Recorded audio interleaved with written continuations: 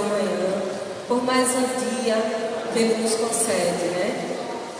Tivemos aí uma semana um pouco com poucas situações adversas, né? Em virtude de alguns alongamentos, mas agradecemos a Deus porque até aqui o Senhor nos ajudou. Isso é motivo de estarmos louvando o seu santo nome. Vamos fazer uma oração, vamos ficar em pé e agradecer a esse Deus com uma oração e em seguida vamos louvar o seu santo nome. Pai querido, em tua presença, Deus, queremos te render graças por esta manhã, Pai, onde tivemos o privilégio de podermos estar na tua casa, casa de adoração, podermos te exaltar, te louvar, te bendizer. Pai querido, até aqui, Senhor, tem nos ajudado, isso é motivo de engrandecer o teu santo nome, Pai. Vencer, Deus, com a tua igreja, que esse povo, ó Pai, possa a cada dia ter a certeza do Deus que servimos. Fica conosco, Senhor Deus, nos leva, Senhor, em adoração neste momento, que tu possas receber o nosso louvor para a honra e glória do teu nome, Pai.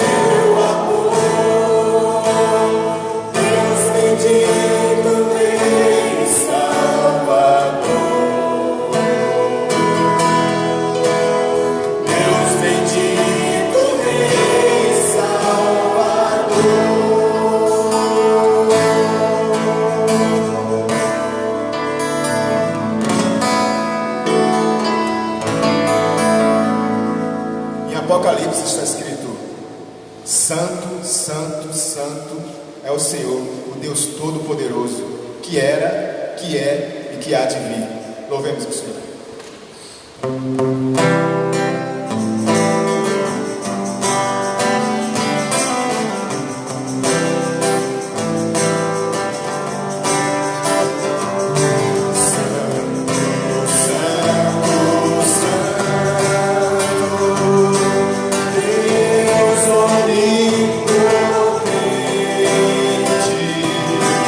Glória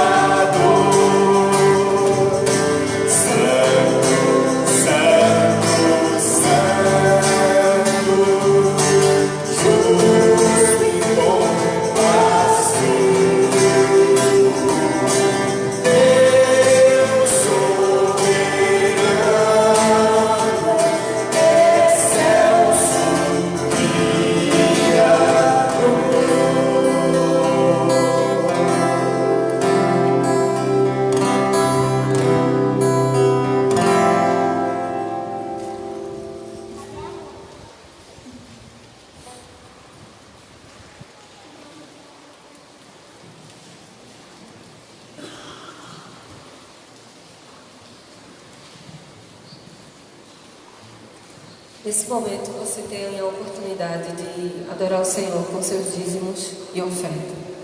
Continuemos a louvar a Deus.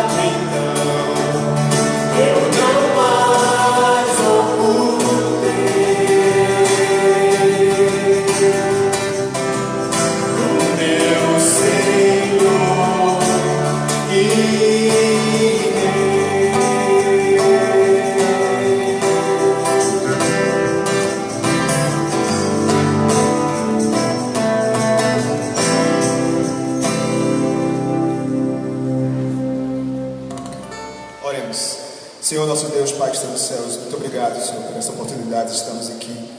Mais um domingo, Senhor, louvando, e até nesta que não sabemos como será, mas Tu sabes de tudo, que tudo seja feito para a honra e glória do Teu santo nome. Continua conosco nesta manhã, nos abençoando, Senhor, orientando, iluminando os professores e cada um daqueles que estão aqui dispostos a ouvir a Tua palavra. Muito obrigado, em nome do Teu Filho Jesus. Amém. Graças a Deus, irmãos. A igreja pode se sentar. Bom dia. Os irmãos da internet estão nos acompanhando também. Os irmãos também do podcast agora estão nos acompanhando também. As crianças podem ir para o Micria. Não esquecemos das crianças. Com calma, por causa da chuva.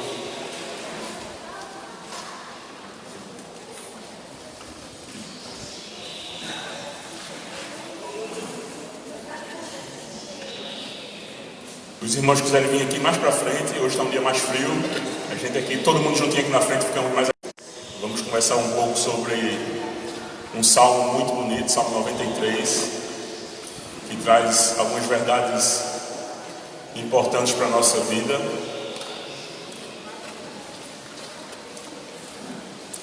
Queria convidar a igreja a abençoar a Bíblia no Salmo 93.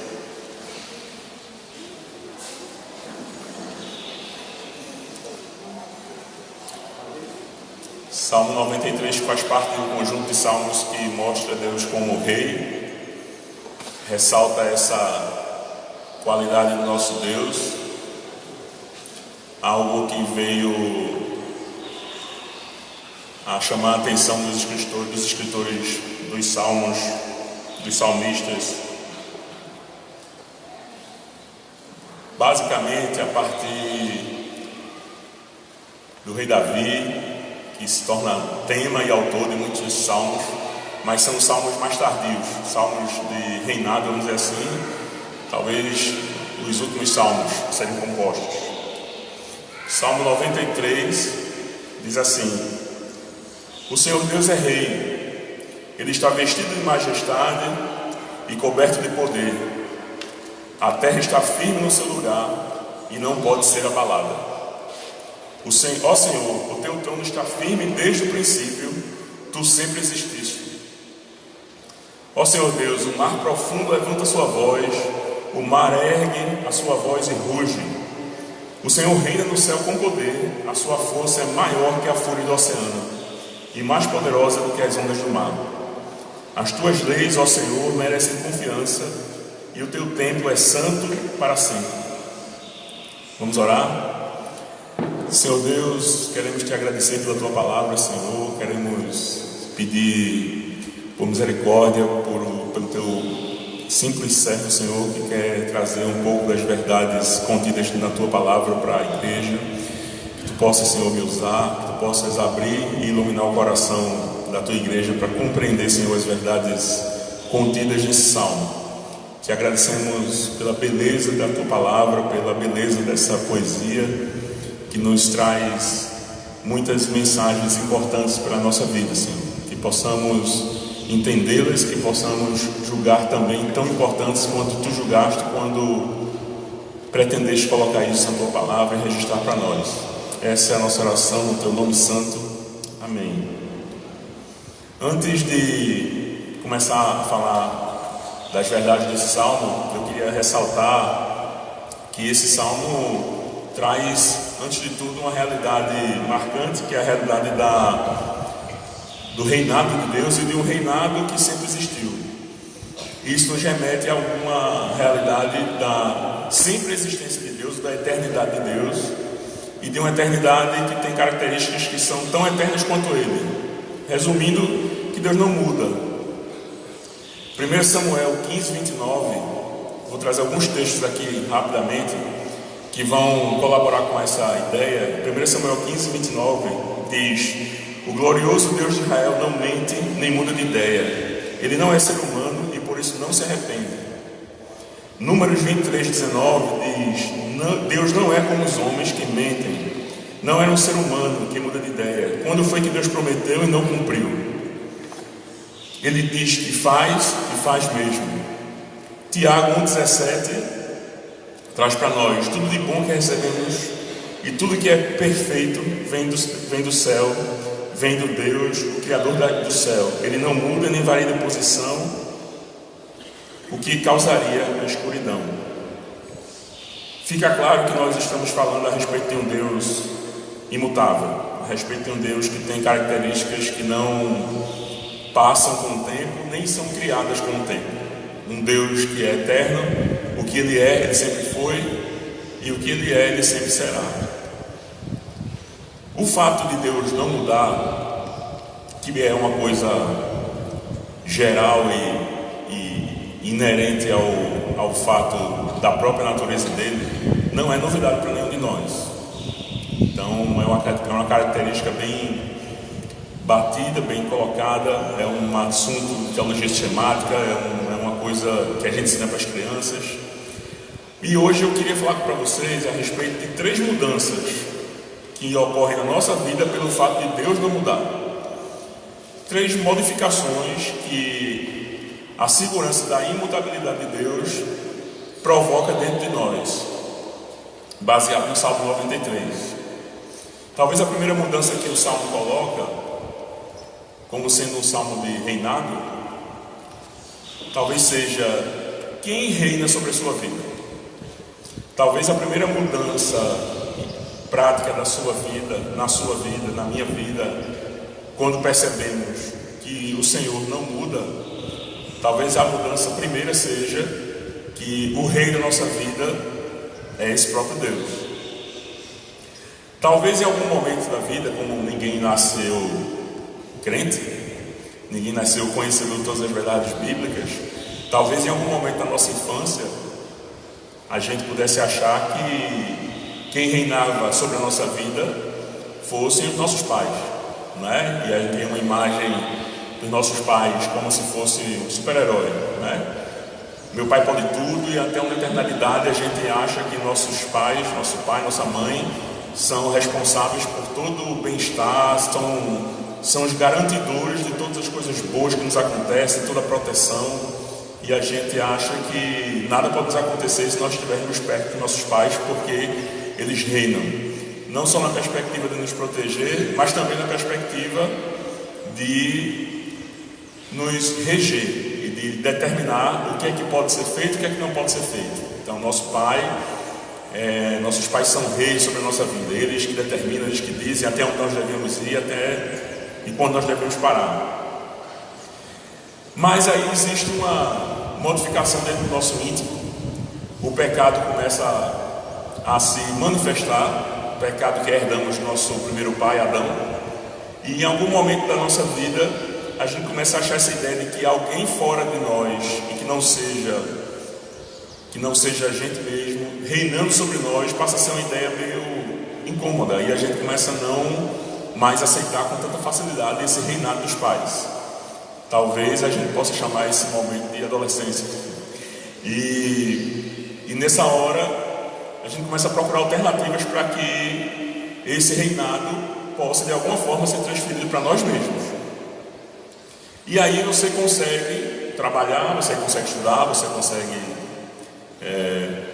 caminhar na vida, e chega num momento onde parece que agora você mesmo paga suas próprias contas, você dirige os seus horários, você decide os seus momentos de vida, o que é que você vai fazer.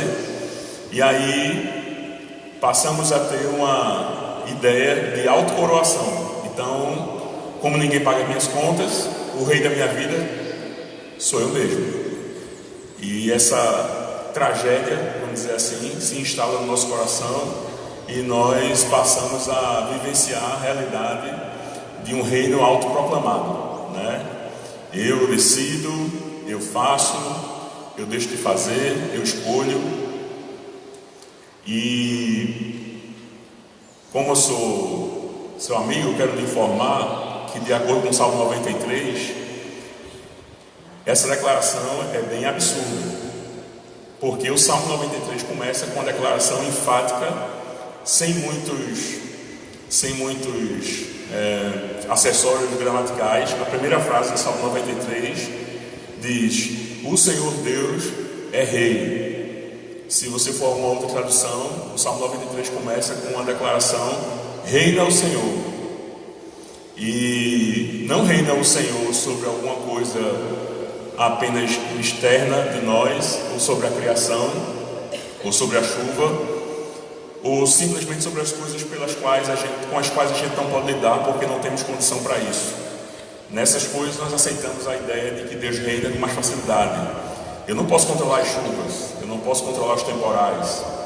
Então Deus reina, né? Seria um absurdo eu dizer que eu reino sobre os temporais, sobre a natureza. Porém, a Bíblia nos traz a perspectiva de que o Senhor reina sobre todas as coisas, inclusive sobre nós. Uma outra questão interessante sobre o reinado do Senhor é que, de acordo com o Salmo 93, aquilo que simboliza o reinado, sua majestade, o seu manto de rei, as características visuais desse rei estão nele, não porque alguém chegou e colocou nele, não porque alguém chegou e teve a capacidade de acrescentar a Deus esse reinado. O Salmo 93 coloca: ele está vestido de majestade e coberto de poder. Numa outra tradução, a gente vai encontrar esse se vestir, esse se cingir, como uma atitude própria do próprio Deus. Ele se revestiu, ele se cingiu. Isso nos traz a perspectiva de que o Senhor não precisou que alguém de fora fizesse isso com ele. Ele mesmo fez. Você pode aceitar ou não, você pode gostar da ideia ou não, você pode entender ou não, mas o Senhor é rei. E ele nunca precisou pedir licenças ou oportunidades para implementar essa realidade. Essa é a realidade. O que poderia nos trazer então a perspectiva, a prova ou a evidência de que Deus é rei? No Salmo 93 nós temos: a terra está firmada no seu lugar e não pode ser abalada. Ele está vestido de majestade, coberto de poder. A terra está firme no seu lugar e não pode ser abalada. Essa afirmação que parece, por que ela está aqui? O Senhor Deus é rei, ele está vestido de majestade, coberto de poder, ele se vestiu, e agora ele diz que a terra está firme no seu lugar e não pode ser abalada. Essa é a prova, essa é a evidência, esse é o argumento. É porque a terra está firme no seu lugar e não pode ser abalada, é porque ela continua no mesmo lugar onde ela foi criada, que o Senhor é rei. Ele fez assim e assim permanecerá. Desde sempre, se chover muito e a maré estiver alta, numa cidade abaixo do nível do mar, vai acontecer o que aconteceu com o Recife quinta-feira. E vai sempre acontecer assim. Isso não vai mudar. A terra está e a criação funciona como Deus planejou para que funcionasse.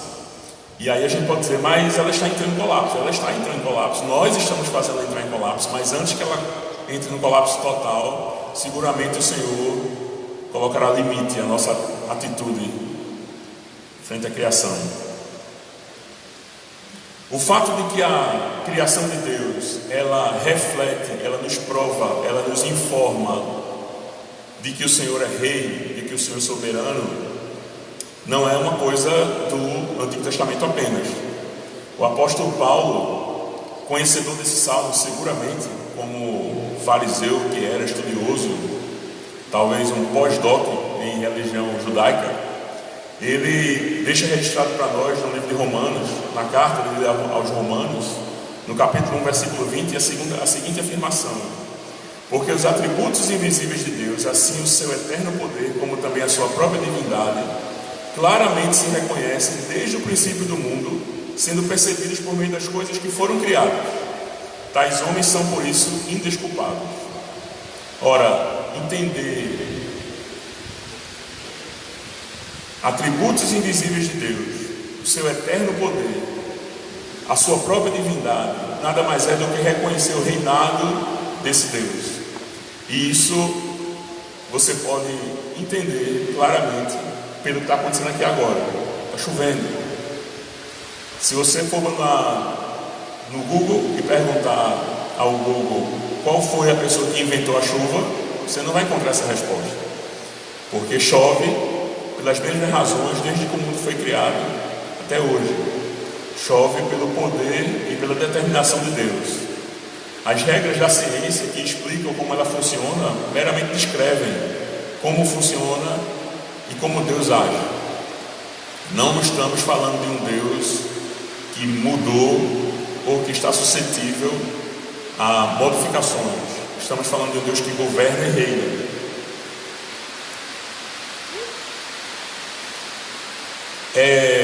Liberdade que Deus dá a você pela sua graça, pela sua misericórdia, pelo amor, que é uma característica daquele que liberta, facultado a você dizer em seu próprio coração: mas eu não aceito, esse reinado para mim não é interessante, eu vou entrar com um processo de impeachment desse rei na minha vida, eu vou resgatar novamente o reinado para mim. E isso você pode fazer. As consequências disso é que não vão ser muito boas, a partir do momento em que isso é um puro devaneio. Os argumentos pelos quais sabemos em que Deus reina, eles não são passíveis de modificação para o ser humano.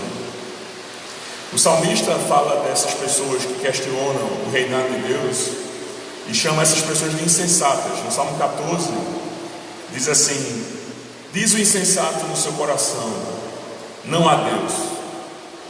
Corrompem-se e praticam abominação, já não há quem faça o bem. Dizer que Deus não reina é declarar que não há Deus. É impossível separar Deus dessa sua qualidade, dessa sua prerrogativa de regente. Ele conseguiu isso por natureza de criação. Ele reina sobre tudo que ele criou, e isso nos inclui. Se você quiser rejeitar isso, a Bíblia chama você de insensato. Rejeitar o reinado de Deus nada mais é do que rejeitar a existência do próprio Deus.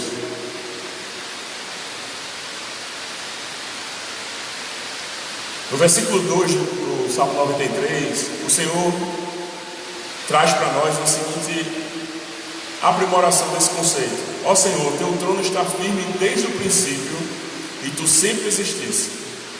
Mais uma vez é reafirmado a ideia da eternidade de Deus, de que Ele sempre existiu, não como nós, que passamos a existir e dentro em breve não existiremos mais aqui nessa terra.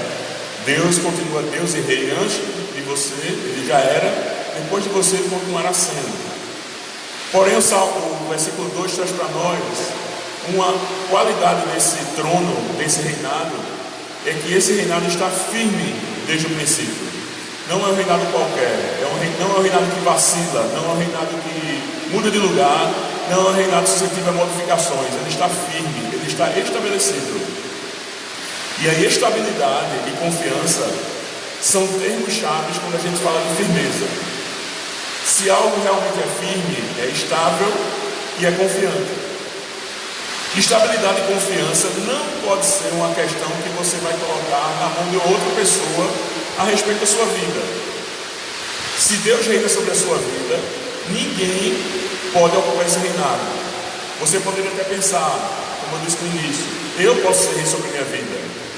Ou como algumas pessoas fazem, meu esposo vai ser rei sobre a minha vida, minha namorada vai ser rei sobre a minha vida, e aí a gente encontra o que a gente chama de relações abusivas, onde as pessoas estão colocando outras como regentes da sua própria vida, se não com uma expressão declarada, mas como forma de viver. Você entende nitidamente que pessoas estão adoecendo porque elas estão colocando outras pessoas como rei da sua vida, e isso não pode dar certo.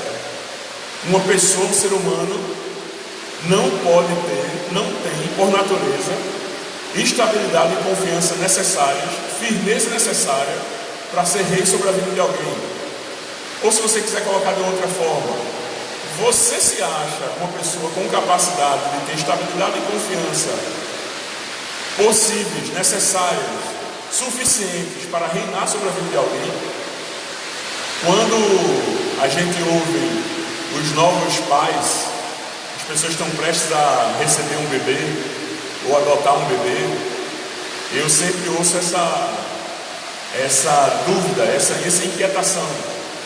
Meu Deus, o que é que eu vou fazer? Como é que vai ser isso? Eu não entendo como é que vai funcionar esse negócio, né? Ninguém nunca me ensinou, né? Ou a preocupação que alguns amigos meus estão tendo de, cara, eu tenho que garantir uma estabilidade para o meu filho, eu tenho que conseguir prover algo que não vai faltar. E essa inquietação nada mais é do que a prova de que, se os pais não buscam em Deus a perspectiva de inspiração, de modelo, ou não dependem de Deus para passar por esse momento da vida, se esse reinado sobre essas crianças novinhas não deriva do reinado de Deus soberano, essas pessoas estão em maus lençóis. E de fato a gente encontra pessoas que não reconhecem o reinado de Deus cometerem algumas atrocidades na perspectiva de se tornar pai, mãe, ou na perspectiva de se relacionar com outra pessoa. Quando um ser humano quer reinar sobre o outro, isso vai causar problema, isso vai causar pecado, isso vai causar sofrimento.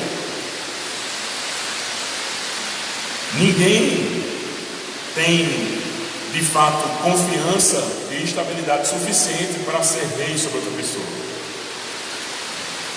E todas as pessoas nas relações que Deus instituiu, onde a gente governa sobre alguém de alguma forma, seja no âmbito religioso, onde o conselho da igreja nos governa religiosamente, nessa perspectiva de nos encaminhar nos caminhos do Senhor e de nos direcionar sobre tudo que Ele orienta que a igreja faça, ou na perspectiva de governo dos pais sobre seus filhos. Se essas perspectivas não são derivadas do reinado de Deus, nós também teremos problemas. Há pouco tempo aqui vocês devem ter visto quando o pastor Sérgio questionou aqui alguns pais quando do batismo dos seus filhos e dos compromissos que esses pais têm que assumir com Deus para poder exercer esse compromisso, ou dos novos membros da nossa igreja quando são recebidos e juram e se comprometem com a liderança da igreja enquanto essa liderança reconhecer o reinado de Deus. Não é assim que funciona? Depositar a regência de sua vida a outro ser humano que não seja Deus, e o único ser humano que eu conheço que é Deus foi Jesus, e sobre esse você pode depositar e descansar o reinado da sua vida, mas depositar a regência da sua vida sobre outro ser humano que não Jesus, que não Deus, consiste em depositar a sua vida a uma estrutura que muda, que é instável e não merece confiança. A fé se faz necessário para que você deposite a regência da sua vida a um Deus que você não vê, a um Deus que você percebe nas coisas criadas, mas que você não vê. A princípio, um Deus com quem a comunicação e o relacionamento dependem dele com você e não necessariamente de você para ele. Sem fé é impossível agradar a Deus, a Bíblia fala. E sem fé é impossível perceber Deus como Rei, como Senhor, como regente da sua vida. Se você ainda tem dúvidas da perspectiva de que pode haver um ser humano que seja capaz de ser rei e governante e desligado de Deus sobre outra pessoa, eu queria trazer para vocês alguns textos que falam sobre como é que nós somos, e a partir dessas características que a Bíblia traz sobre nós, se é possível que pessoas como essas, pessoas como nós, sejamos reis sobre alguém. Em Jeremias 17:9 diz que enganoso é o coração mais do que todas as coisas, e desesperadamente corrupto, quem o conhecerá? Você depositaria o reinado da sua vida sobre uma pessoa que tem um coração assim? Enganoso mais do que todas as coisas, desesperadamente corrupto. Deus não tem um coração assim. Por isso que Ele é rei.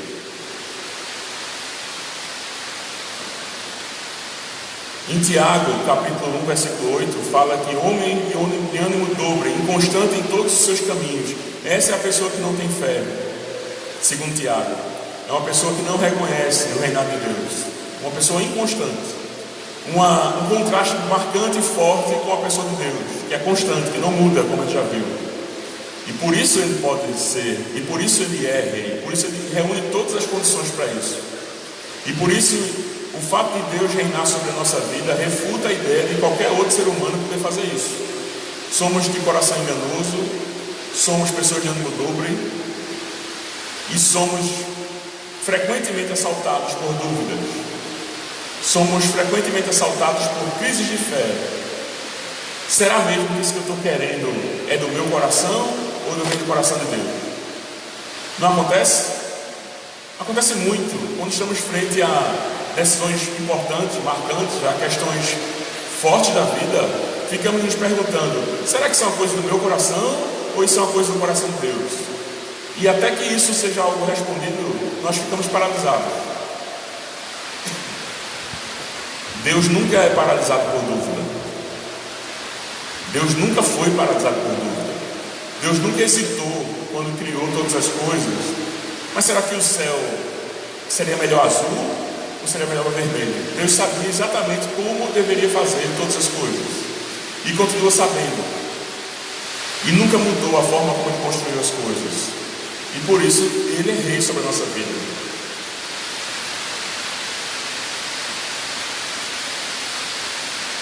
Como foi revelado a João e registrado em Apocalipse, Deus estabeleceu o seu Filho Jesus como aquele com a capacidade, aquele a quem Ele transferiu dentro da economia da Trindade a possibilidade, a capacidade de ser rei sobre nós.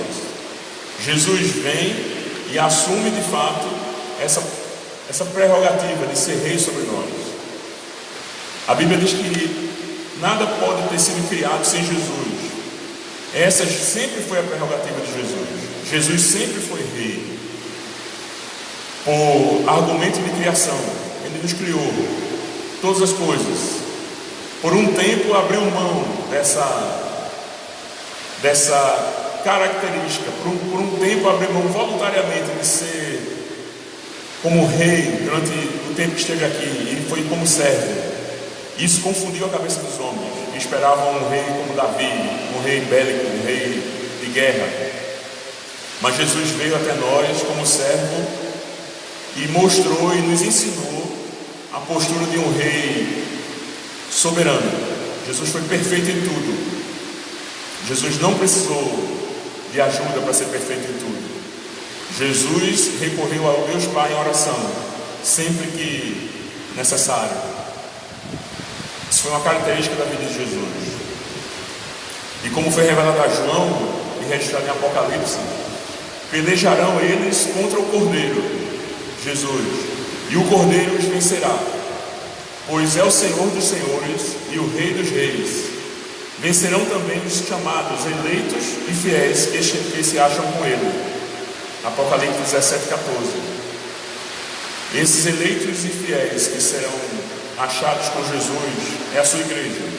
São aqueles que basicamente reconheceram o reinado de Deus, perceberam, aceitaram e desenvolveram esse reinado na sua vida como súditos. Uma segunda mudança que acontece na sua vida, pelo fato de Deus não mudar, é a mudança da verdade da sua vida. E essa afirmação, a verdade da sua vida muda, você pode achar estranho. Como assim a verdade da minha vida muda? A gente acha que durante a vida nossa, nós convivemos com diversas verdades. Diversas questões verdadeiras na nossa vida se apresentam. Eu poderia falar sobre diversas coisas que eu considero verdadeira. Você também. E quando eu falo que a verdade da sua vida muda, a gente tem que fazer uma distinção. Muitas coisas podem ser verdadeiras. Muitas coisas podem ser verdadeiras. Porém, nem tudo é a verdade.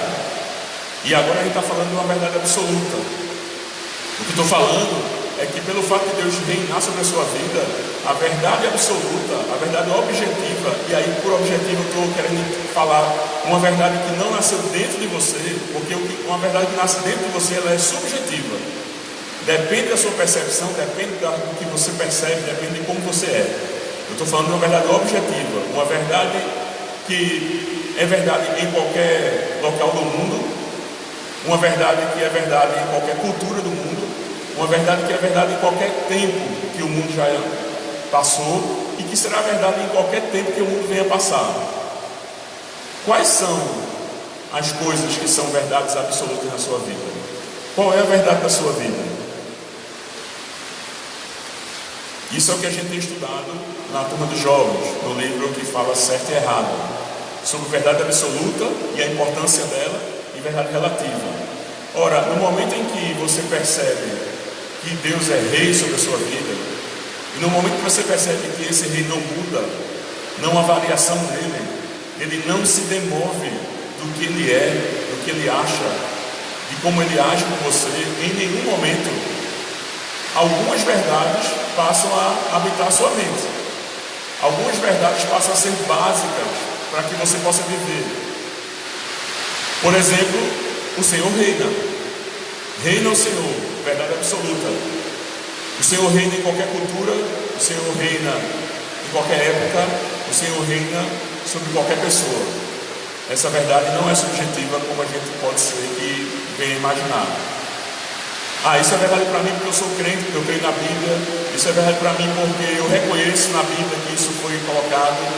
Meus irmãos, o Senhor reina até sobre as pessoas que nunca viram uma Bíblia. Essa verdade é uma verdade absoluta.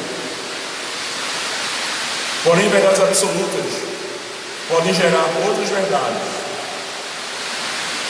Se eu der adjetivos a uma verdade, um adjetivo que seja válido para qualquer pessoa, em qualquer época, em qualquer cultura, esse adjetivo se torna tão absoluto quanto a verdade. E no versículo 4 do Salmo 93, o salmista diz: o Senhor reina no céu com poder.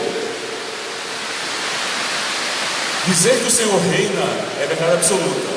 Dizer agora que o Senhor reina com poder acrescenta nessa verdade uma característica que não tira essa verdade da sua condição de ser absoluta.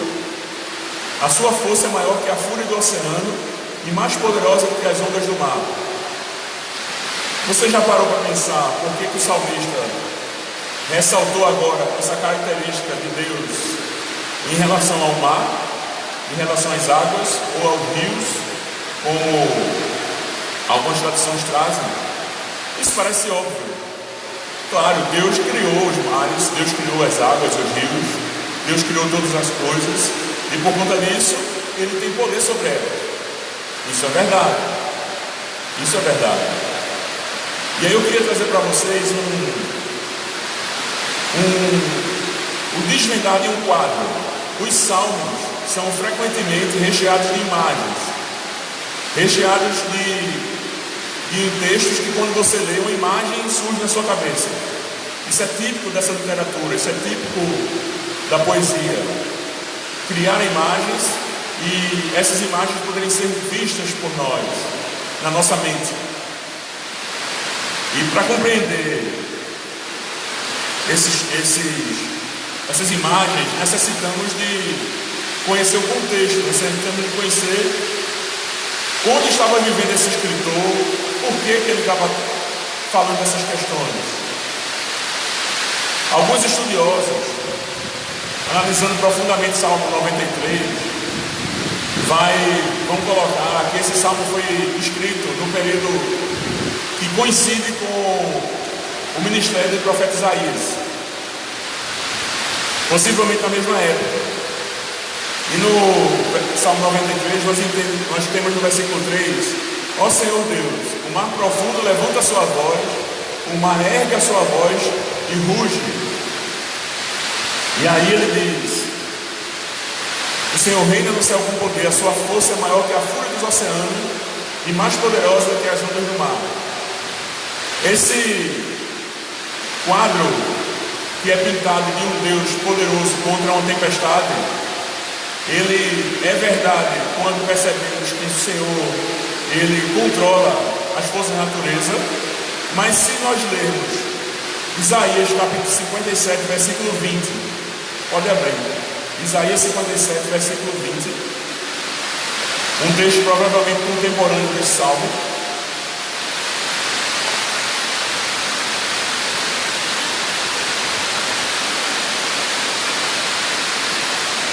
Nós temos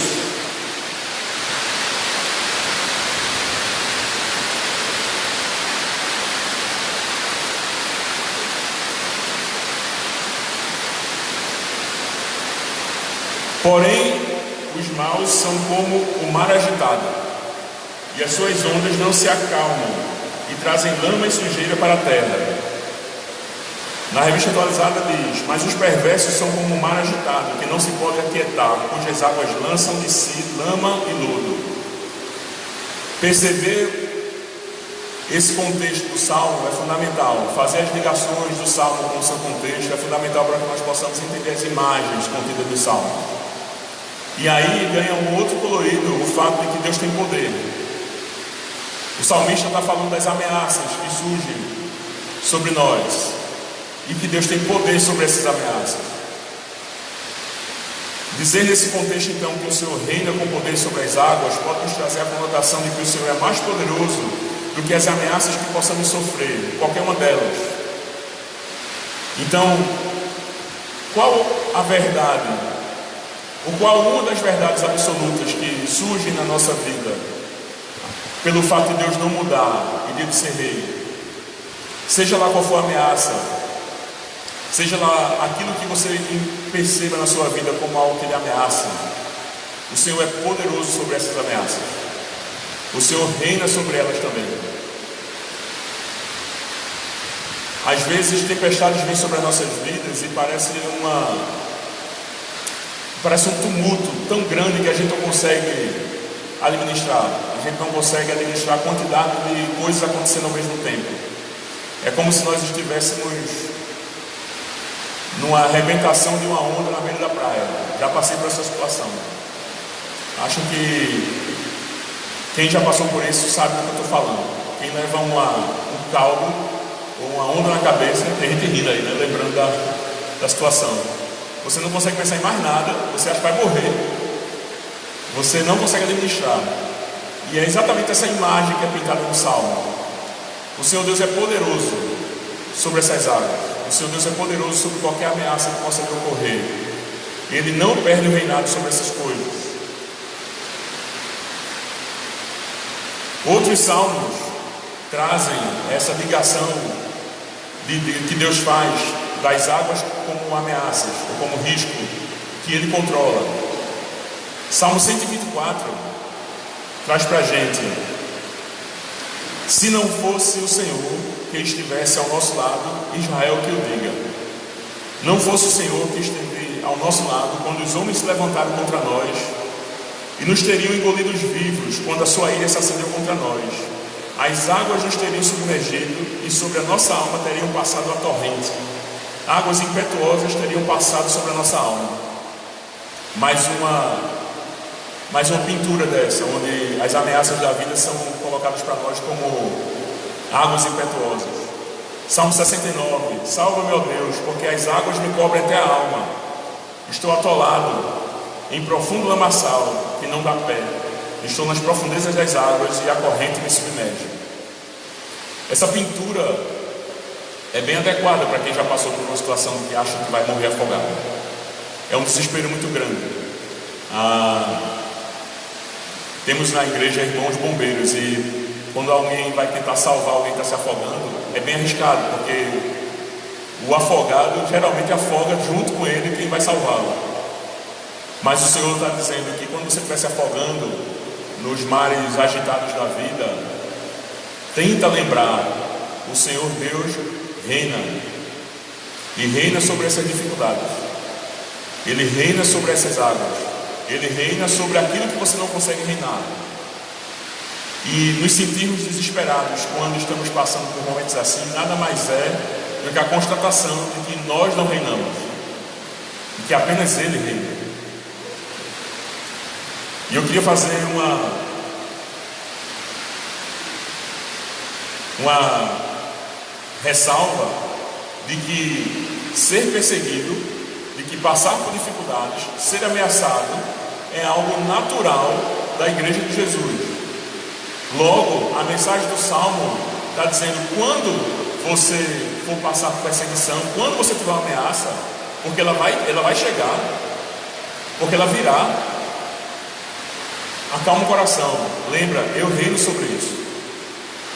2 Timóteo 3,12 fala que todos os que querem viver a vida cristã unidos com Cristo serão perseguidos.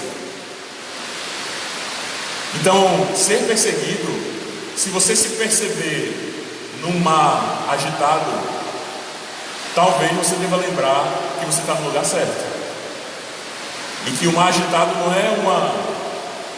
não é uma característica de estar no lugar errado, ou de falta de fé, ou de um problema com a sua relação com Deus, como dizem aqueles que creem na teologia da prosperidade. Se tem alguma coisa acontecendo errado com você, alguma coisa você fez. Claro que quando a gente faz coisas, toma decisões erradas, coisas acontecem conosco, mas nem sempre. Esse também foi o argumento dos amigos de Jó. Quando Jó foi encontrado em situação difícil, os amigos de Jó chegaram para ele: Jó, fala aí, alguma coisa você fez de errado. E no final do livro de Jó, a gente percebe nas suas palavras que Jó antes conhecia Deus de ouvir falar, mas hoje o conhece de vê-lo face a face. De fato, Jó apenas reconheceu o reinado de Deus sobre a sua vida. Mas cuidado, eu não estou falando para você que Deus vai lhe livrar de todas as ameaças. Eu estou falando para você que Deus é Senhor sobre todas as ameaças. Eu estou falando para você que Deus é Rei sobre todas as ameaças. E como Rei, pode ser que o momento dele, por exemplo, trazê-lo para perto dele, seja através de uma ameaça. E aquela ameaça não teve uma outra função a não ser cumprir o propósito de Deus. Essa forma de pensar madura, de que Deus sendo Rei sobre todas as coisas, Rei sobre a nossa vida e Rei sobre o que nos ameaça, nos dá a tranquilidade de saber que estamos nas mãos dele, e não necessariamente a tranquilidade de que não vamos passar por um problema.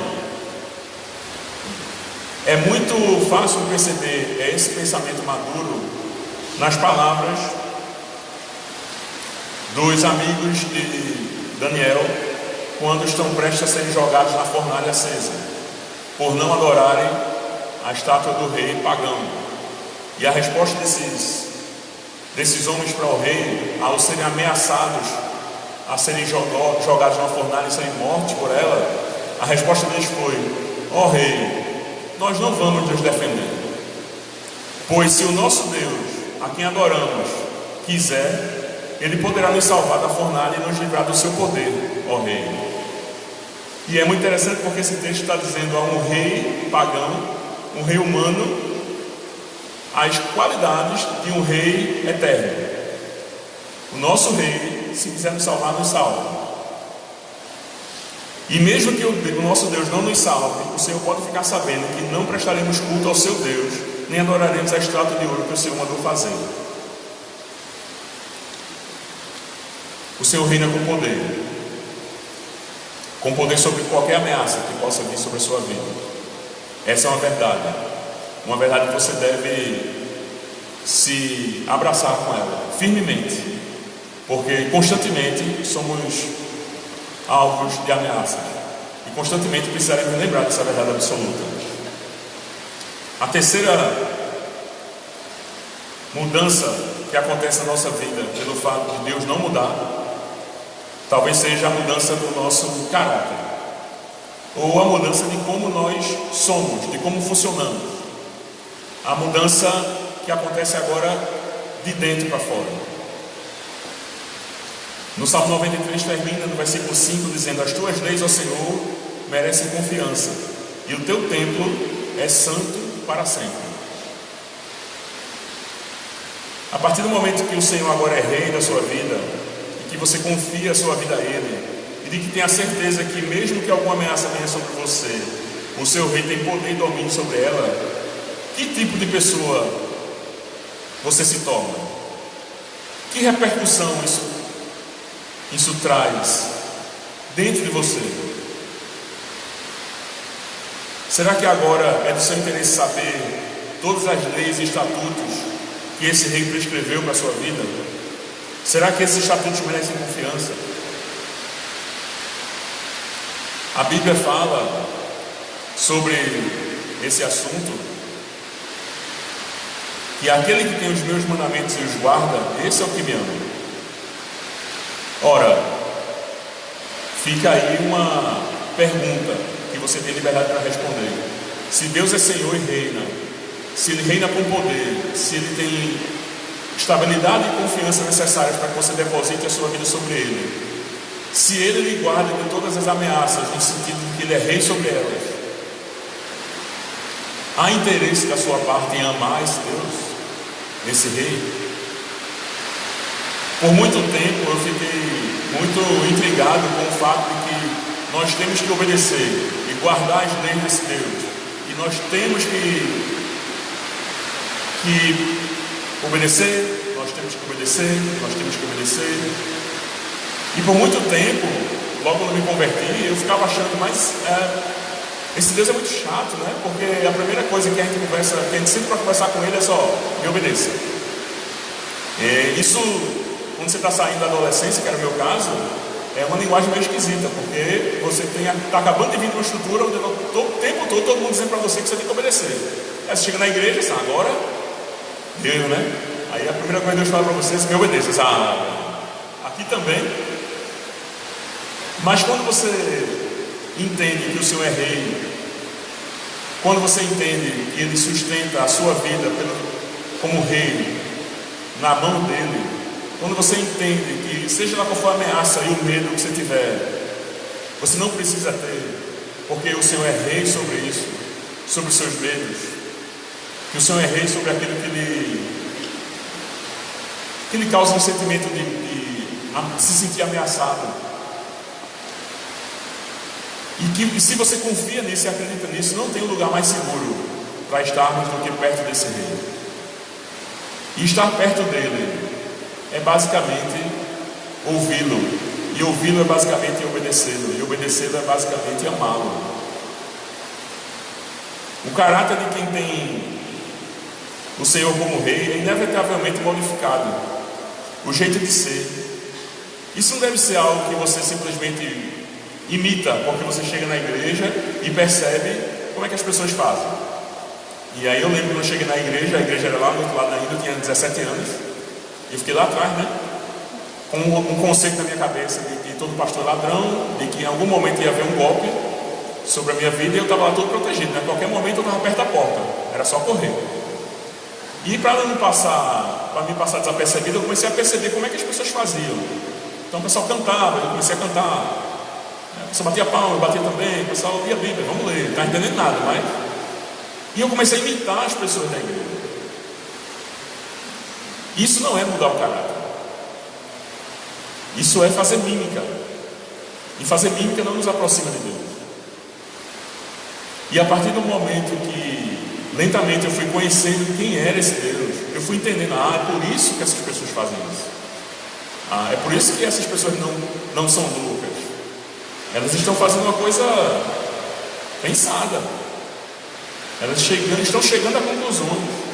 Deus está mostrando para elas questões verdadeiras que merecem confiança. E com o tempo, começou a acontecer que os meus amigos fora da igreja começaram a dizer assim: está diferente. O que eu estou dizendo é que você tem uma atitude. Você ativamente pode contribuir para a mudança do seu caráter, mas isso acontece de dentro para fora. A partir do momento em que você confia de que Deus é rei, a partir do momento em que você reconhece o reinado de Deus na sua vida, e a partir do momento que você descansa, porque os seus medos estão todos depositados nas mãos desse rei. Não precisa. Calma, respira. Em Hebreus diz: mantenha os olhos fixos em Jesus. E eu gosto dessa expressão, manter os olhos fixos em Jesus, porque na vida parece que nós somos pessoas assustadas, traumatizadas, cada vez mais. Coisas nos assustam tanto que nós ficamos nos comportando como uma pessoa que acabou de passar por um acidente de carro. Não sei se você já teve a oportunidade de parar na rua e socorrer alguém que acabou de sofrer um acidente de carro. E as pessoas estão assustadas, elas estão sem saber para onde olhar, e você tem que, primeira coisa é fazer essa pessoa se concentrar em você e dizer: olha para mim. A pessoa não, ela quer olhar para o ferimento, ela quer olhar para o carro, ela quer olhar para os outros. Olha para mim, está tudo bem. E você faz isso com ela: olha para mim, tranquiliza ela. Eu estou vendo que eu estou falando besteira porque tem um bombeiro lá atrás balançando a cabeça assim, não é isso mesmo. Então você tem que tranquilizar isso. E aí quando a Bíblia diz assim: mantenha os olhos fixos em Jesus, é como se Deus estivesse assim: olha para mim. Não, mas o meu salário aqui não vai dar. Olha para mim, cara. Não, mas meus filhos, olha para mim. Não, mas o exame da doença, olha para mim. Não, deixa de olhar para mim. Eu ainda sou rei. Se você parar de olhar para mim, você vai se assustar. Se você parar de olhar para mim, você vai ter impulsos que vão fazer o seu caráter tender a mudar. Você vai agir com raiva, com ira.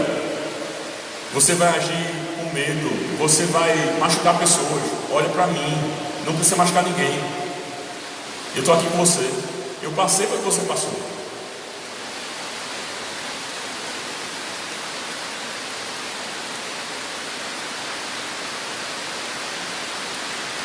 Quando os fariseus tiveram essa dúvida de dizer: então, onde estão as tuas leis? Quais são as tuas leis? Porque Moisés já deixou as leis. E perguntaram a Jesus sobre isso, como, já que obedecendo as suas leis, e nós amamos a Deus, então me diga, que leis são essas? Né? E Jesus, em Mateus 22, 37 a 40, responde aos fariseus: ame ao Senhor seu Deus com todo o coração, com toda a alma e com toda a mente. Este é o maior mandamento e o mais importante. E o segundo mais importante é parecido com o primeiro: ame os outros como você ama a você mesmo. Toda a lei de Moisés e os ensinamentos dos profetas se baseiam nesses dois mandamentos. É como se Jesus estivesse assim: comece por aqui. Comece por aqui. Mantenha o foco nessas duas. Dessas duas, todas as outras vão derivar. Nessas duas, você vai encontrar um teste de verdade para qualquer outra lei. O salmista termina nos falando que o templo do Senhor, que é rei, é santo para sempre.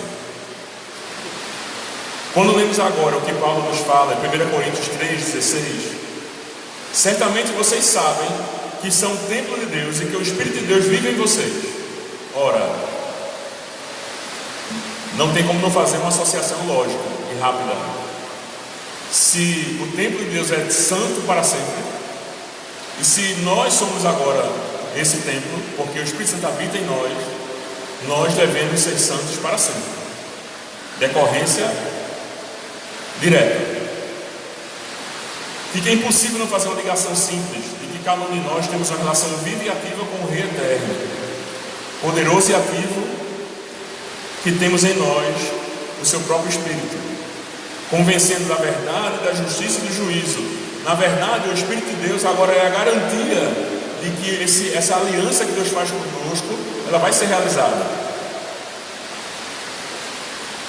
Por analogia, nós entendemos que a santidade do templo de Deus, na época do salmista, lá em Israel, a santidade que havia no Santo dos Santos, onde nem o sumo sacerdote podia entrar de forma impura e entrava com a corda amarrada na cintura, porque se estivesse impuro morreria lá dentro. Essa santidade deve se aplicar a nós, ao nosso corpo. E aí nos cabe sentar e pedir perdão a Deus, porque diariamente nós atentamos contra a santidade desse tempo, em pensamentos, em palavras, em atitudes. Quando Jesus esteve entre nós na terra, ele teve uma atitude em relação ao templo que foi muito interessante, e também vai nos ajudar a fazer uma relação sobre o templo que somos nós. Isso está lá em João capítulo 2, versículos 13 a 17. Alguns dias antes da Páscoa dos judeus, Jesus foi até a cidade de Jerusalém. No pátio do templo encontrou pessoas vendendo bois, ovelhas e pombas, e viu também os que sentados às suas mesas trocavam dinheiro com o povo. Então ele fez um chicote de cordas e expulsou toda aquela gente dali, e também as ovelhas e os bois. Virou as mesas dos que trocavam dinheiro e as moedas que se espalhavam pelo chão, e disse aos que vendiam pombas: tirem tudo isso daqui, parem de fazer da casa do meu pai um mercado. Então os discípulos dele lembraram das palavras das Escrituras Sagradas que dizem: o meu amor pela tua casa, ó Deus, queima dentro de mim como fogo. Meus irmãos, se Deus é rei e não muda, o mesmo Jesus que foi capaz de agir com energia para limpar o templo de Jerusalém de coisas que não deveriam acontecer, ele está agindo hoje como o rei que é, para limpar o nosso corpo dessas mesmas impurezas. Não brigue contra isso. Deixa isso acontecer.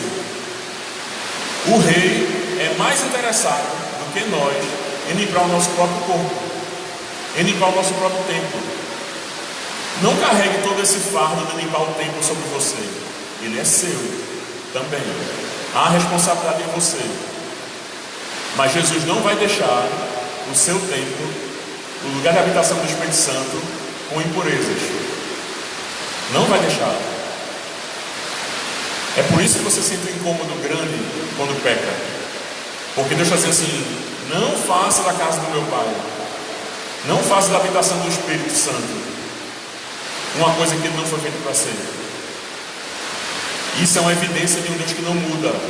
assim como foi em Jerusalém, é ainda hoje. Esse rei age zelando pelo seu reinado e pelo seu local de descanso ainda hoje. Ele não muda, ele é rei.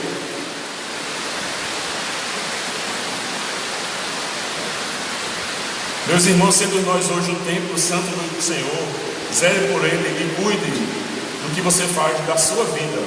Você agora pertence a ele. Você não deve ser o rei da sua própria vida. Você deve zelar da santidade da sua vida com essa mesma energia que Jesus teve ao expulsar do templo de Jerusalém coisas que eram estranhas ao templo. Expulse também da sua vida tantas coisas que não agradam a Deus, que não agradam ao rei. É uma tarefa difícil, não é simples. Requer uma reprogramação da mente. Você não tem um rei qualquer. Você tem um rei eterno. Já era rei muito antes de você e continuará sendo rei depois de você. Ele te convida a viver para ele. Ele zela por você, expulsa o poder do pecado da sua vida, te santificando. Tudo isso assegurado pelo simples fato de que nosso Deus não muda nunca. Sempre estará lá, reinando sobre a nossa vida, sendo a base da nossa verdade e nos inspirando a ter uma vida diferente por amor. Para terminar, eu quero deixar com vocês o texto de Colossenses capítulo 1, que diz: desse modo, vocês poderão viver como o Senhor quer e fazer sempre o que agrada a Ele. Vocês vão fazer todo tipo de boas ações e também vão conhecer a Deus cada vez mais. Pedimos a Deus que vocês se tornem fortes com toda a força que vem do glorioso poder dele, para que possam suportar tudo com paciência. E agradeçam com alegria ao Pai, que os tornou capazes de participar daquilo que Ele guardou no reino da luz para o seu povo. Ele nos libertou da escuridão e nos trouxe em segurança para o reino do seu Filho amado. É Ele que nos liberta e é por meio dele que os nossos pecados são perdoados. Amém? Vamos orar. Senhor Jesus, queremos, diante das verdades expostas da Tua Palavra, Senhor, te pedir perdão, Pai, pelas inúmeras vezes que falhamos em reconhecer-te como Rei em nossas vidas, Senhor. Queremos nos comprometer, Senhor, mais uma vez, em não criar dificuldades nem obstáculos, Senhor, com a nossa vida, para o Teu reinado em nós. Queremos, Senhor, nos comprometer a sermos instrumentos Teus para que esse reino cresça, para que mais e mais pessoas, Senhor, possam ser despertadas pelo poder do Teu Espírito Santo, através de ouvir o Teu Evangelho, ouvir a Tua Palavra, Senhor. Nos comprometer a levar essa mensagem do Teu reino para outras pessoas.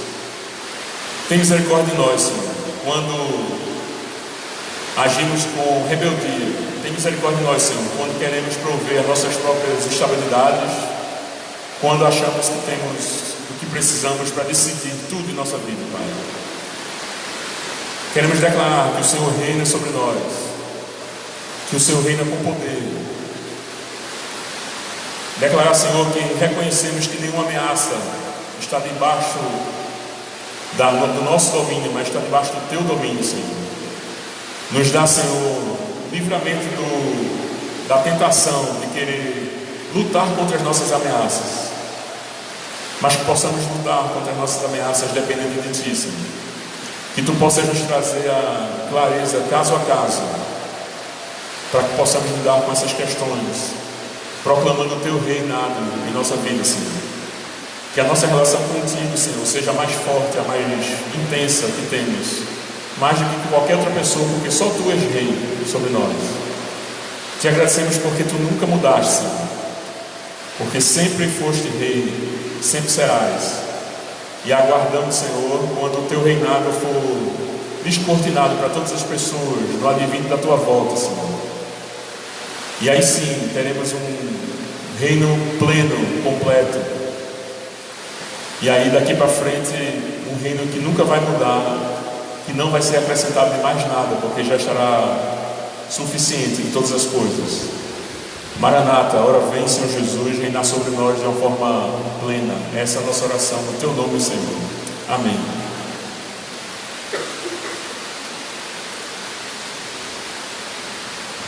Irmãos,